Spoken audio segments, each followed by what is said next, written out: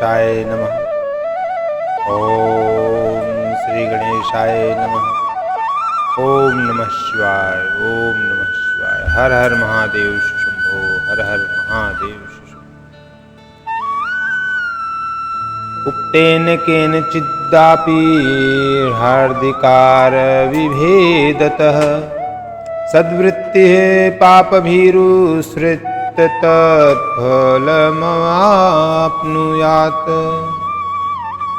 फल की सिद्धि होती है अपने अपने अधिकार के अनुसार ऊपर कहे गए किसी भी कर्म के द्वारा शिव आराधना करने वाला पुरुष यदि सदाचारी है और पाप से डरता है तो वह उन कर्मों का पूरा पूरा फल अवश्य प्राप्त कर लेता है। अथ क्षेत्राणि पुष्यानि समाशात् कथयस्वनः सर्वाः स्त्रियस्त्र पुरुषायान्याश्रित्य पदं लभेत्। सुतयोगी वर श्रेष्ठ शिव क्षेत्रागमास्तथा। ऋषिगण बोले, हे सूत जी, अब आप हमें पुष्प क्षेत्र बताइए जिनका आश्रय लेकर सभी स्त्री पुरुष शिव पद प्राप्त कर लें। हे सूत जी, हे शिव क्षेत्रों तथा शैवागमों शिव विषयक शास्त्रों का भी वर्णन कीजिए। शृणुत श्रद्धया सर्वक्षेत्राणि च तदागमान। सूत जी बोले, हे ऋषियों, सभी क्षेत्रों और आगमों का वर्णन श्रद्धा पूर्वक सुनिए। अथ द्वादशोऽध्यायः। बोलो नमः शिवाय। ओम नमः शिवाय। मोक्षदायक उच्च क्षेत्रों का वर्णन, काल विशेष में विभिन्न नदियों के जल में स्नान के उत्तम फल का निर्देश तथा तीर्थों में पाप से बचे रहने की चेतावनी। जय भोले। शृणुध्वमृषयः प्राज्ञाः शिवक्षेत्रं विमुक्तिदम् तदागमास्ततो वक्षे लोकरक्षार्थमेव हि। 50 कोटि विस्तीर्णा शैलवनकानना शिवाज्ञा हि पृथ्वी लोकं धृत्वा च तिष्ठति। तत्र तत्र शिवक्षेत्रं तत्र तत्र निवासिनां मोक्षार्थ कृपया देवः क्षेत्रं कल्पितवान् प्रभु। सूत जी बोले, हे बुद्धिमान महर्षियों, मोक्षदायक शिव क्षेत्रों का वर्णन सुनिए। तत्पश्चात मैं लोक रक्षा के लिए शिव संबंधी आगमों का वर्णन करूंगा। पर्वत, वन और काननों सहित इस पृथ्वी का विस्तार 50 करोड़ योजन है। भगवान शिव की आज्ञा से पृथ्वी संपूर्ण जगत को धारण करके स्थित है। भगवान शिव ने भूतल पर विभिन्न स्थानों में वहां के निवासियों को कृपा पूर्वक मोक्ष देने के लिए शिव क्षेत्र का निर्माण किया है। परिग्रहाद सृष्टिणा च देवानां च परिग्रहात् स्वयंभूतान्यथान्यानि लोकरक्षार्थमेव हि। तीर्थे क्षेत्रे सदा कार्य स्नान दान जपादिकम् अन्यथा रोग दारिद्र्यमुक्त्वादाप्नुयान्न अस्तास्मिन् भारते वर्षे प्राप्नोति मरणं नरः स्वयंभूस्थानवासेन पुनर्मानुष्यमाप्नुयात्। कुछ क्षेत्र ऐसे हैं जिन्हें देवताओं तथा ऋषियों ने अपना वास स्थान बनाकर अनुग्रहित किया है, इसीलिए उनमें तीर्थत्व प्रकट हो गया है। तथा अन्य बहुत से तीर्थ क्षेत्र ऐसे हैं जो लोगों की रक्षा के लिए स्वयं प्रभु प्रादुर्भूत हुए हैं। तीर्थ और क्षेत्र में जाने पर मनुष्यों को सदा स्नान, दान और जप आदि करना चाहिए, अन्यथा वह रोग, दरिद्रता तथा मुक्ता आदि दोषों का भागी होता है। जो मनुष्य इस भारतवर्ष के भीतर स्वयंभू तीर्थ में वास करके मरता है। क्षेत्रे पापस्य करणं दृढ़ं भवन्ति भूसुराः, पुष्य क्षेत्रे निवासे ही पापमण्डवपि नाचरेत। उसे पुनः मनुष्योनि की ही प्राप्त होती है। हे ब्राह्मणों, पुष्प क्षेत्र में पाप कर्म किया जाए तो वह और भी दृढ़ हो जाता है। अतः पुष्प क्षेत्र में निवास करते समय थोड़ा सा भी पाप न करे। जिस किसी भी उपाय से मनुष्य को पुष्प क्षेत्र में वास करना चाहिए। येन केनाप्युपायेन पुष्य क्षेत्रे वसेन नरः, सिन्धोः सतन्दी तीरे शान्ति क्षेत्राण्यनेकशः। सरस्वती नदी पुष्ण्या प्रोक्ता वसिष्ठमुखा तथा, तत्तीरे वसेत् प्राज्ञः क्रमाद् ब्रह्मपदं लभेत्। हिमवर्दिरीजा गंगा पुष्या सतमुखा नदी, तत्तीरे चैव कास्यादिपुण्य क्षेत्राण्यनेकशः। तत्र तीरं प्रशस्तं हि मृगे मृग बृहस्पतौ, सोमभद्रो दशमुखः पुष्योऽभीष्टफलप्रदः। तत्र स्नानोपवासेन पदं वैनायकं लभेत्। चतुर्विशमुखा पुष्या नर्मदा च महानदी, तस्यां स्नानेन वासेन पदं वैष्णवमाप्नुयात्।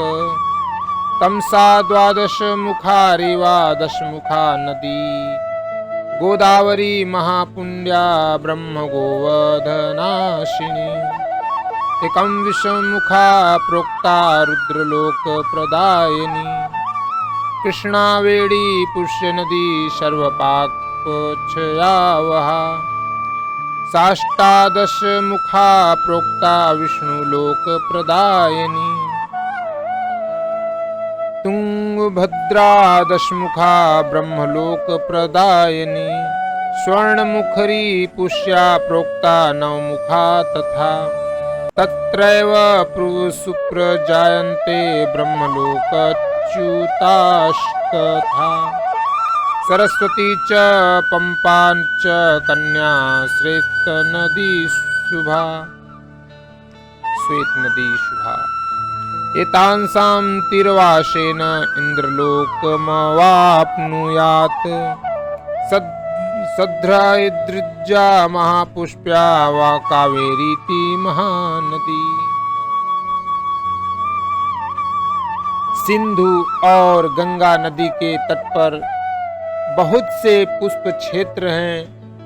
सरस्वती नदी परम पवित्र और 60 मुख वाली कही गई है, अर्थात उसकी 60 धाराएं हैं। जो विद्वान पुरुष सरस्वती की उन धाराओं के तट पर निवास करता है, वह क्रमशः ब्रह्म पद को पा लेता है। हिमालय पर्वत से निकली हुई पुष्प सलीला गंगा 100 मुख वाली नदी हैं। उसके तट पर काशी आदि अनेक पुष्प क्षेत्र हैं। वहाँ मकर राशि के सूर्य होने पर गंगा की तटभूमि पहले से भी अधिक प्रशस्त एवं पुष्यदायक हो जाती है। सोनभद्र नदी की 10 धाराएं हैं।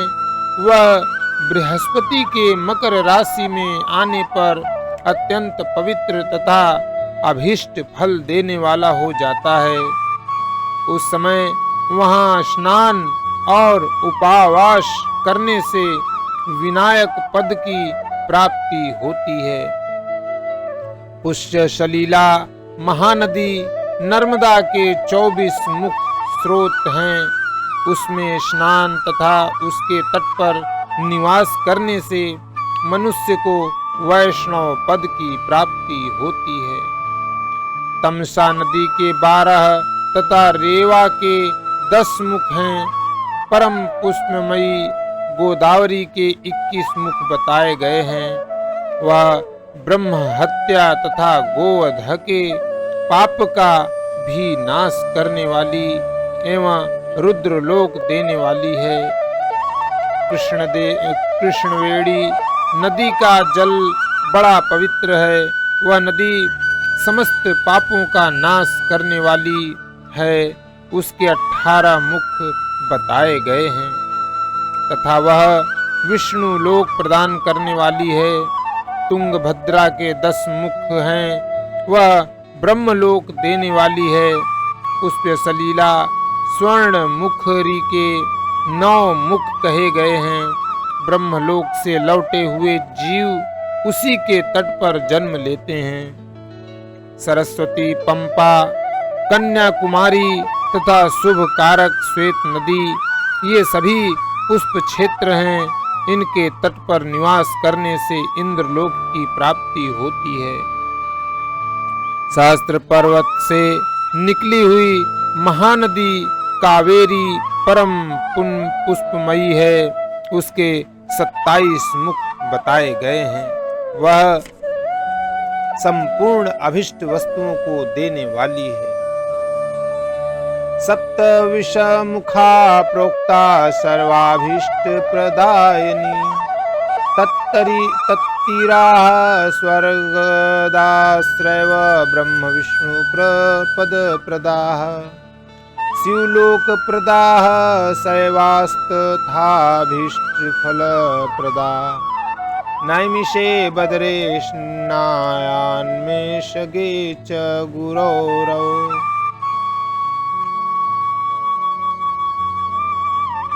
उसके तट स्वर्ग लोक की प्राप्ति कराने वाले तथा ब्रह्मा और विष्णु जी का पद देने वाले हैं। कावेरी के जो तट शैव क्षेत्र के अंतर्गत हैं वे अभिष्ट फल देने के साथ ही शिवलोक प्रदान करने वाले हैं। ब्रह्मलोक प्रदम विद्या ततः पूजादिकं तथा सिंधु नदा तथा स्नानं सिंहे कर्कटगेरौ केदारोकपानं च स्नानं च ज्ञानदं विदुः। नैमिषारण्य तथा बद्रिकाश्रम में सूर्य और बृहस्पति के मेष राशि में आने पर यदि स्नान करें तो उस समय वही किए हुए स्नान पूजन आदि को ब्रह्मलोक की प्राप्ति कराने वाला जानना चाहिए।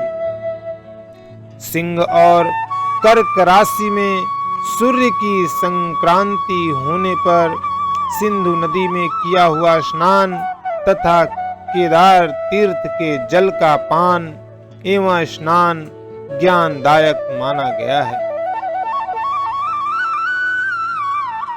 शिवलोक प्रदमिति शिवेनोक्तं तथा पुरा यमुना शोणयो स्नायाद गुरौ कन्यागतेरौ। धर्मलोके दंतिलोके महाभोग प्रदम विदुः कावेर्याश्च तथा स्नायातुल्लागे तुरौ गुरौ। विष्णोर्वचन माहात्म्यात् सर्वाभीष्टप्रदं बिन्दुः वृश्चिके मासि सम्प्राप्ते तथार्के गुरुवृश्चिके नर्मदायां नदी स्नानाद् विष्णुलोकमवाप्नुयात् स्वर्णमुखरीस्नानं चापगे च गुरोरवो शिवलोकप्रदमिति ब्रह्मणो वचनं यथा मृगमासी तथा स्नायाज्जहाव्ययां मृगगे गुरौ शिवलोकप्रदमिति ब्रह्मणो वचनं यथा ब्रह्मा विष्णुवो पदे सुक्त्वा तदन्ते ज्ञानमाप्नुयात्। जब बृहस्पति सिंह राशि में स्थित हों उस समय सिंह की संक्रांति से युक्त भाद्रपद मास में यदि गोदावरी के जल में स्नान किया जाए तो वह शिवलोक की प्राप्ति कराने वाला होता है। ऐसा पूर्व काल में स्वयं भगवान शिव ने कहा था। जब सूर्य और बृहस्पति कन्या राशि में स्थित हों तब यमुना और सोनभद्र में स्नान करें। वह स्नान धर्मराज तथा गणेश जी के लोक में महान भोग प्रदान कराने वाला होता है। यह महर्षियों की मान्यता है। जब सूर्य और बृहस्पति तुला राशि में स्थित हों उस समय कावेरी नदी में स्नान करें। वह स्नान भगवान विष्णु के वचन की महिमा से संपूर्ण अभिष्ट वस्तुओं की देने वाला माना गया है। जब सूर्य और बृहस्पति वृश्चिक राशि पर आ जाएं, तब मार्गशीर्ष के महीने में नर्मदा में स्नान करने से विष्णु लोक की प्राप्ति होती है। सूर्य और बृहस्पति के धनु राशि में स्थित होने पर स्वर्ण मुखरी नदी में किया हुआ स्नान शिवलोक प्रदान करने वाला है।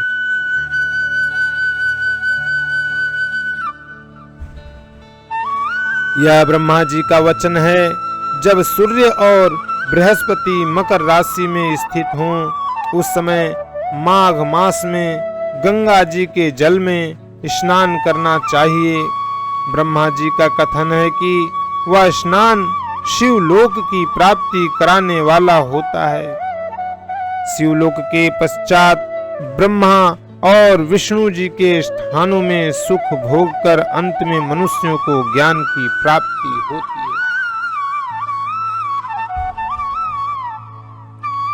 गंगायां माघ मासे तु तथा कुंभगते रवौ श्राद्धं वा पिंडदानं वा तिलोदकमथापित्वा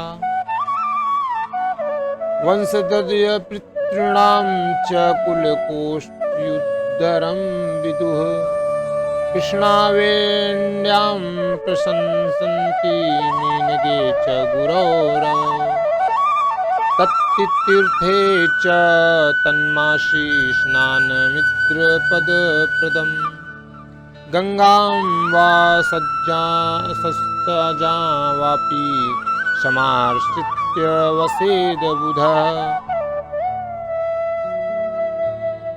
माघ मास में तथा सूर्य के कुंभ राशि में स्थित होने पर फाल्गुन मास में गंगा जी के तट पर किया हुआ श्राद्ध पिंडदान अथवा तिलोदान पिता और नाना दोनों कुलों के पितरों की अनेकों पीढ़ियों का उद्धार करने वाला माना गया है। सूर्य और बृहस्पति जब मीन राशि में स्थित हों तब कृष्णवेणी नदी में किए गए स्नान की ऋषियों ने प्रशंसा की है। उन महीनों में पूर्वोक्त तीर्थों में किया हुआ स्नान इंद्र पद की प्राप्ति कराने वाला होता है। विद्वान पुरुष गंगा अथवा कावेरी नदी का आश्रय लेकर तीर्थवास करें। ऐसा करने से उस समय में किए हुए पाप का निश्चय ही नाश हो जाता है। तत्काल कृत पापस्य क्षयो भवति निश्चितम् रुद्रलोक प्रदान्येव सन्ति क्षेत्राण्यनेकशः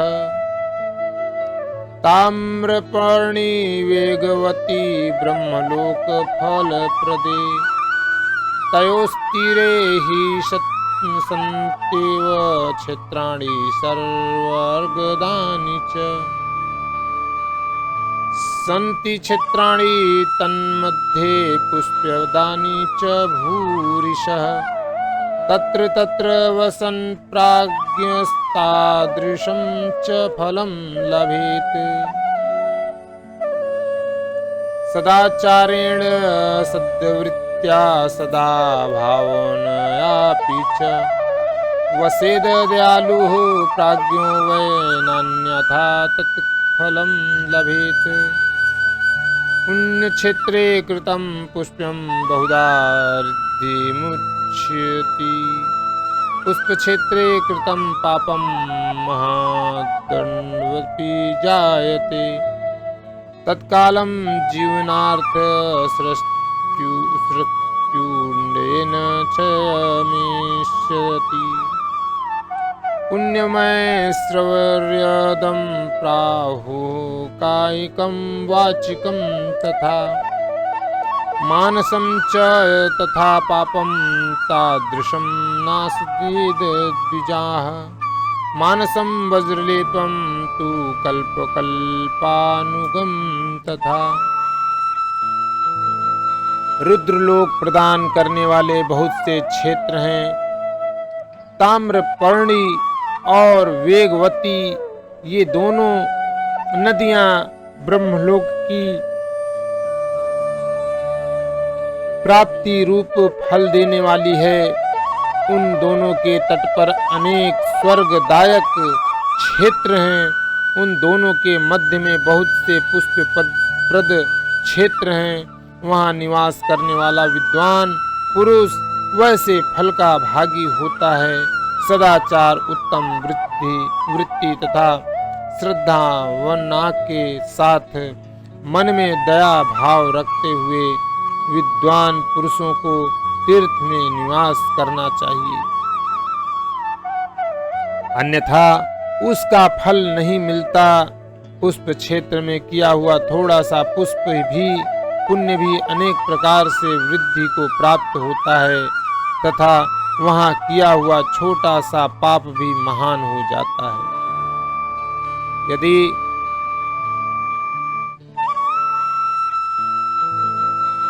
पुण्य क्षेत्र में रहकर भी जीवन बिताने का निश्चय हो तो उस पुण्य संकल्प से उसका पहले का सारा पाप तत्काल नष्ट हो जाएगा, क्योंकि पुण्य को ऐश्वर्यदायक कहा गया है। हे ब्राह्मणों, तीर्थवास जनित पुष्प कायिक, वाचिक और मानसिक सारे पापों का नाश कर देता है। तीर्थ में किया हुआ मानसिक पाप वज्रलेप हो जाता है, वह कई कल्पों तक पीछा नहीं छोड़ा। ध्यानादेव हि तन्नस्यन्नान्यथा नाशमृच्छति वाञ्छिकं जपजालेन कायिकं कायशोषणात् दानाद्विन कृतं नस्येन्नान्यथा कल्पकोटिभिः क्वचित् पायपेन पुष्टं च वृद्धि पूर्वेण नश्यति। वैसा पाप केवल ध्यान से ही नष्ट होता है, अन्यथा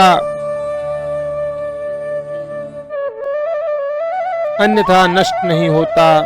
वाचिक पाप जप से तथा कायिक पाप शरीर को सुखाने जैसे कठोर तप से नष्ट होता है।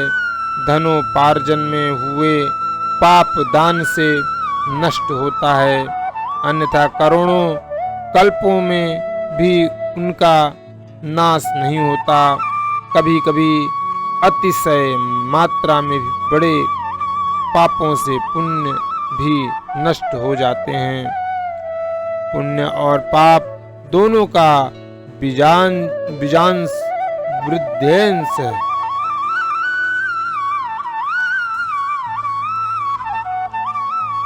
बीजांश श्रैव वृद्ध्यंशो भोगांश पुष्य पापयोः ज्ञानिनाश्चो हि बीजांशो वृद्धिरुत प्रकारतः भोगांशो भोगनाश्यस्तु नान्यथा पुष्यकोटिभिः विजय प्ररोहे नष्टे तु शेषो भोगाय कल्पन्ते देवानां पूज्या चैव ब्रह्मणानां च दानतः तपोधिक्या च कालेन भोगसहस्तु भवेन्नृणाम् तस्मात् पापमकृत्यैव वस्तव्यं सुखमिच्छता। और भोगांश होता है बीजांश का नाश ज्ञान से, वृद्ध्यंश का ऊपर लिखे प्रकार से तथा भोगांश का नाश करके भी पाप के भोगांश नहीं मिट सकते। पाप बीज के अंकुरित हो जाने पर उसका अंश नष्ट होने पर भी शेष पाप भोगना ही पड़ता है।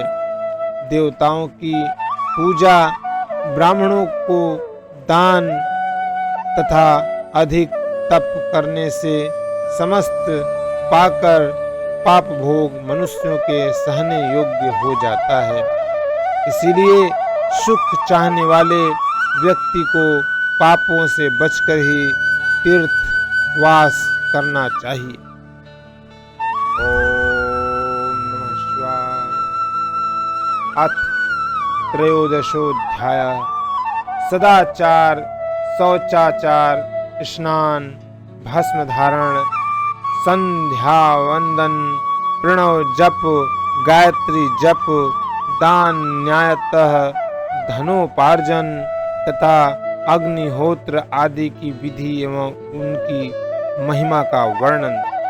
बोलो ओम नमः शिवाय।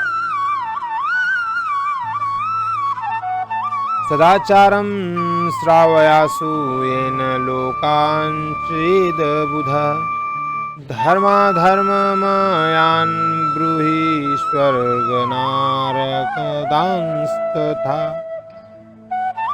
ऋषिगण बोले, हे सूत जी, अब आप शीघ्र ही हमें वह सदाचार सुनाइए जिससे विद्वान, प्रदान करने वाले, धर्ममय आचरणों तथा नरक का कष्ट देने वाले अधर्ममय आचारों का भी वर्णन कीजिए। सदाचारयुतो विद्वान् ब्राह्मणो नामतः वेदाचारयुक्तो विप्रो हृतैर्कैकवान् द्विजः अल्पाचारोऽल्पवेदश्च क्षत्रियो राजसेवकः किंचिदाचारवान् वैश्य कृषिवाणिज्यकृत् तथा शूद्रब्राह्मणा इत्युक्तं स्वयमेव हि कर्षकः असूयालुः परद्रोही चंडालद्विज उच्चये। सूत जी बोले, हे ऋषियों, सदाचार का पालन करने वाला विद्वान ब्राह्मण ही वास्तव में ब्राह्मण नाम धारण करने का अधिकारी है, जो केवल वेदों तक आचार का पालन करने वाला है, उस ब्राह्मण की विप्र संज्ञा होती है। सदाचार, वेदाचार तथा विद्या, इनमें से एक एक गुण से ही युक्त होने पर उसे द्विज कहते हैं, जिसमें स्वल्प मात्रा में ही आचार का पालन देखा जाता है, जिसने वेदाध्ययन भी बहुत कम किया है तथा जो राजा का सेवक, पुरोहित, मंत्री आदि हैं, उसे क्षत्रिय ब्राह्मण कहते हैं। जो ब्राह्मण कृषि तथा वाणिज्य कर्म करने वाला है और कुछ कुछ ब्राह्मणोचित आचार का भी पालन करता है, वह वैश्य ब्राह्मण है। तथा जो स्वयं ही खेत जोतता, हल चलाता है, उसे शूद्र ब्राह्मण कहा गया है। जो दूसरों के दोष देखने वाला और परद्रोही है, उसे चांडाल द्विज कहते हैं। पृथ्वी पालको राजा इतरे क्षत्रिया मताः, धान्यादि क्रयवान् वैश्य इतरो वडिगुच्यते। ब्रह्मक्षत्रिय वैश्यानां शुश्रूषः शूद्र उच्यते। कर्षको वृषलो ज्ञेय इतरे चैव दस्यवः। इसी तरह क्षत्रियों में भी जो पृथ्वी का पालन करता है वह राजा है। दूसरे लोग राजस्वहीन क्षत्रिय माने गए हैं। वैश्यों में भी जो धान्य आदि वस्तुओं का क्रय विक्रय करता है वह वैश्य है। दूसरों को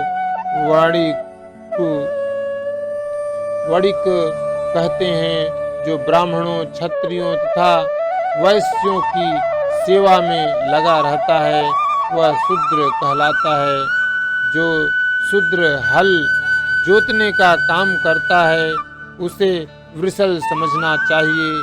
से शूद्र दस्यु कहलाते हैं। ओम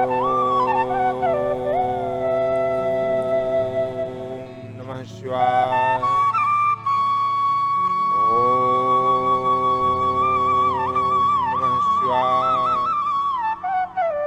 जय श्री शंभो, जय भोले।